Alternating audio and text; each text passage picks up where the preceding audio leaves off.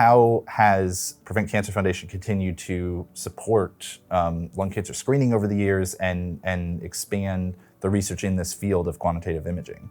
So we hold this annual workshop, for one, which brings together a multidisciplinary group of scientists, researchers, oncologists, radiologists, computer scientists. I mean, I don't know of any other meeting that is quite so multidisciplinary, which is, I think, quite a characteristic and helps move the field forward.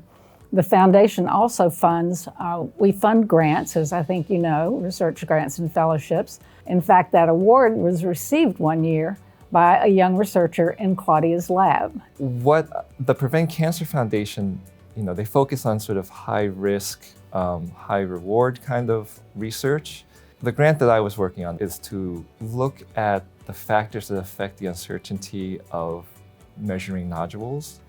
So it's a way to help determine if people have cancer sooner. It probably wouldn't have been funded any other way other than with the Prevent Cancer Foundation. I was at the NCI for lots of years, and I was involved in lung cancer all that time. The new director coming in to be the head of the NCI, Andy von Eschenbach, was a colleague of Bo and others.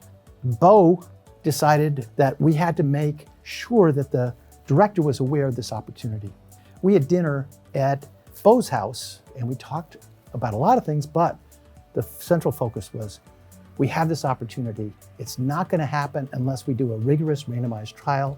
Andy von Eschenbach was all over it. He was very familiar with the issues. He was a urologist. He was very much interested in early detection of prostate cancer. Everybody kind of came together on a plan, and it was executed. And that's how it happened, through meetings and stuff and interactions of this foundation in very strategic ways.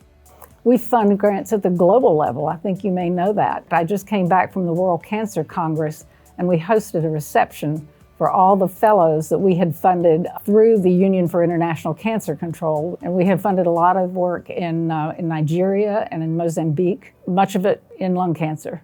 How have you seen the impact of fundraising opportunities like Awesome Games Done Quick, for example? How has that impacted Prevent Cancer Foundation's ability to help move these kinds of projects and research and grants and whatnot along?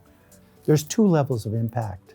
The first is the fact that we're taking imaging, which has arisen from gaming in terms of the analysis of the data, to move it from something that took place in a building that had, server after server after server that would process something for 2 weeks to get one answer. And to have the resonance with the membership of your group to say that what we're doing is important to them and they're going to support it is incredibly important. You can't know what it means to us to have the donations that are made through Awesome Games Done Quick and coming in from all over the world, and we're all just glued to this screen to see that. You see the thermometer just going up, up, up, up, up, up, up, and we just think, these people are everywhere and they clearly see something and believe in us.